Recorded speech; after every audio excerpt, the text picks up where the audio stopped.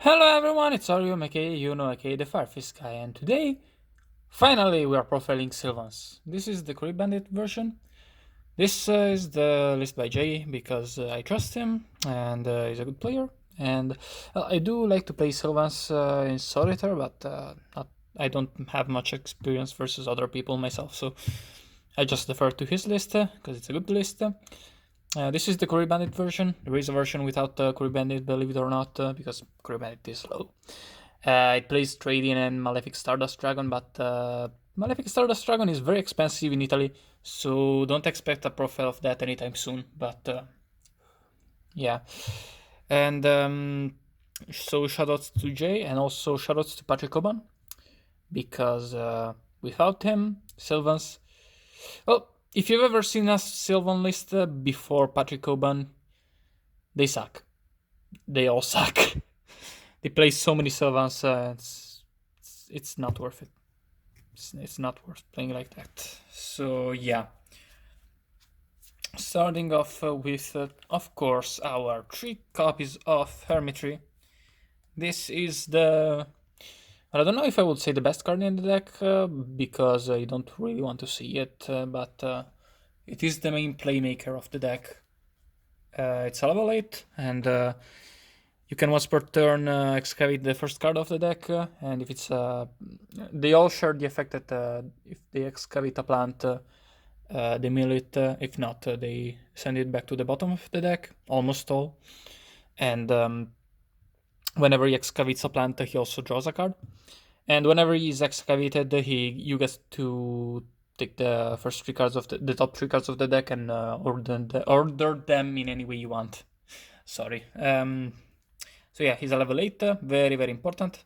And we are playing 3 copies of Sage Koya. Sage Koya is a level 7, same effect as Hermitry on the Excavate, but without the draw. And whenever he's excavated, you get to add back Sylvan back row from the graveyard to the hand. And also, whenever a Sylvan is sent to the graveyard, you can special summon him from the hand. That is not a once per turn, but you can only use 1 per chain of these effects, and it also misses timing, so it mainly just triggers if a monster gets destroyed by battle or card effect, or if you excavate. You cannot trigger it with Princess Sprout's tribute effect or Mount Sylvania's discard effect. So keep that in mind when you're playing it. Speaking of Princess Sprout, 2 copies of her.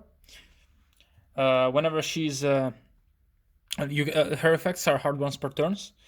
Whenever she's excavated and sent to the graveyard, you can special summon her and declare a level between 1 and 8 and give her that level. And you can tribute her from the field to excavate the top card of the deck and mill it, whether it's a plant or anything else. And then you can stack a Sprout monster from the graveyard to the top of the deck. This is the only Sprout monster we are playing in the deck, but it can target itself, so do keep that in mind.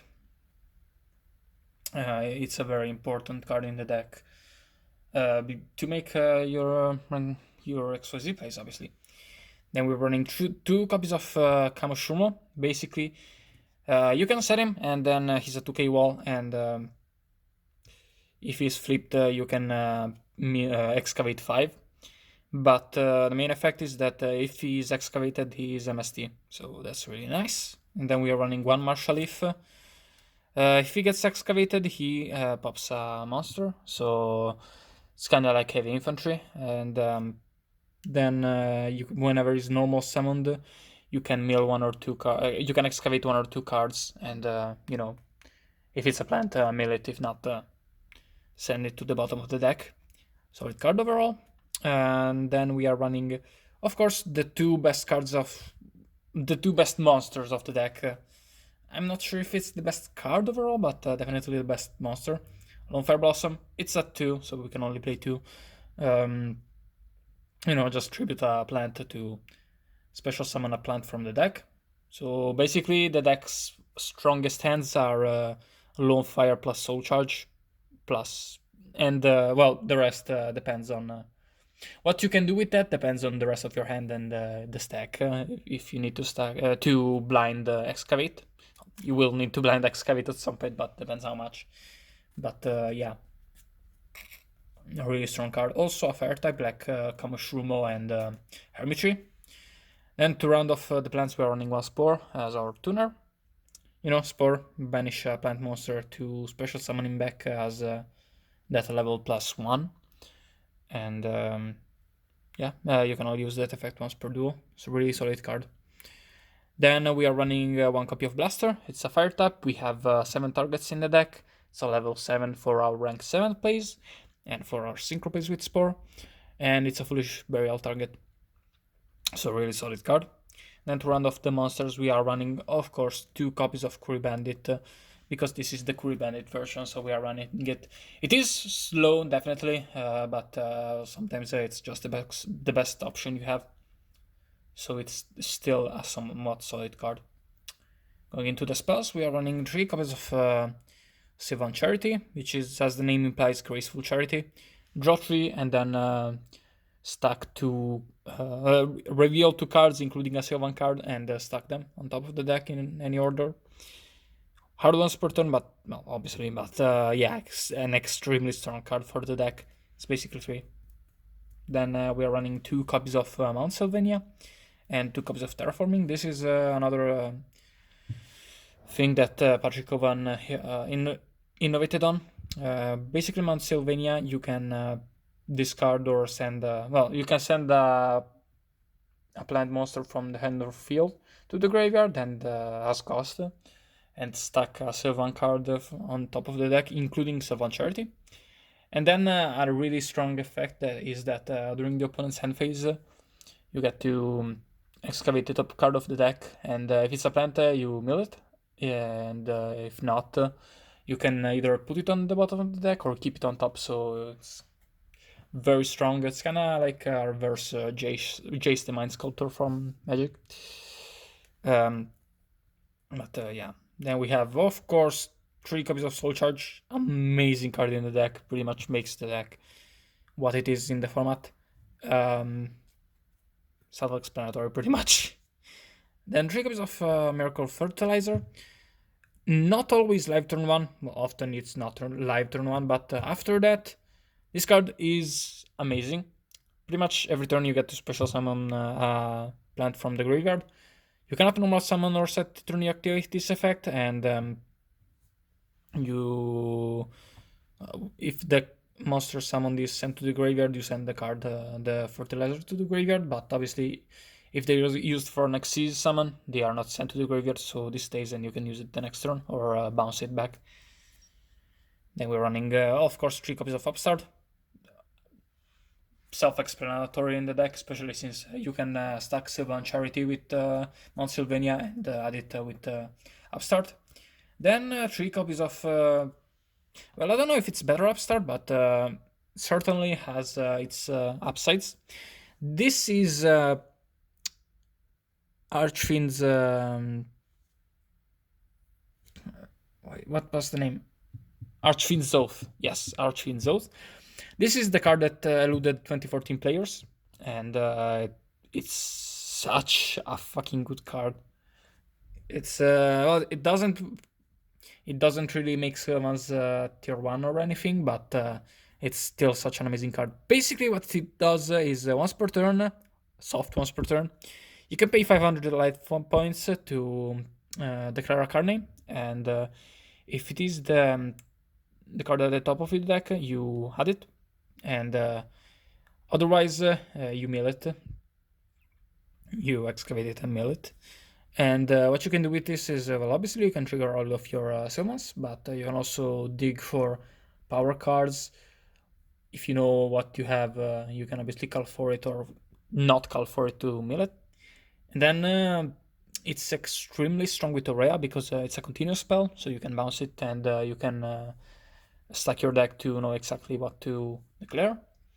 And more importantly, it being a continuous spell gives you a lot of more grind game, even though it obviously costs you life points, but you know, in turn 3 you still get a free declare, a free excavate. So yeah, it's an amazing card in the deck. Man, this profile is going long. Just noticed. Then we're running one copy of Foolish Burial. Your two usual targets are Spore and Blaster, but sometimes other targets might come up. And to round off the spells, we're running two copies of Forbidden Lance. Macro hate. Then to round off the main deck, we're running only one copy of Vanity's Emptiness. You can definitely run two, but you can dig for it somewhat consistently, and obviously you don't want to draw it going second. And also, not all decks auto lose to Vanities. Stuff like most control decks can survive Vanities. Play around it, play through it, play against it. So, considering how bad it is to draw going second versus some decks, versus most decks,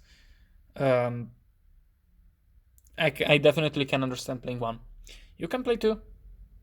Some people still definitely play two. I wouldn't recommend playing three though. That's a bit too much. But yeah, can definitely play kind of any amount you want. It's definitely a better Floodgate than Rivalry of the Warlords. It's way more stuff.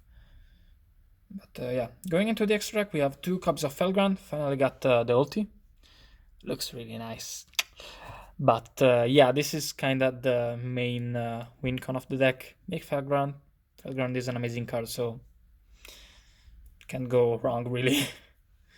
Then one copy of Alsei.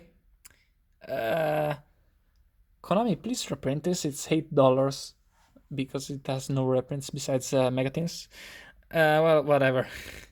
Its stats are kind of weird. It's 2300 attack, 3200 defense.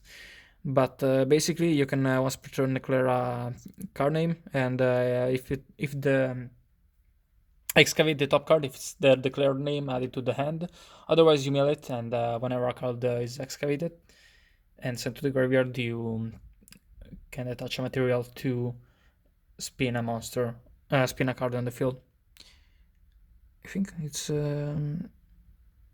it can target spin one card on the field. You can stack it or bottom it. So a very, very strong removal card. And also sometimes a combo card, but not that often. Then we have Heretics Sun Overlord of Heliopolis. Tribute for effect. For effect. Remember? Doesn't tribute for cost, tributes for effect. Monsters from your hand or field to the graveyard to destroy as many cards on the field as you tributed. Well, yeah.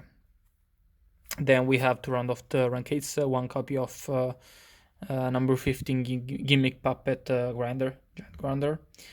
Basically just twice per turn you can, during main phase 1, you detach a material from the card to destroy a special summon monster the opponent controls and inflict damage equal to the opponent's monster's attack that you destroyed.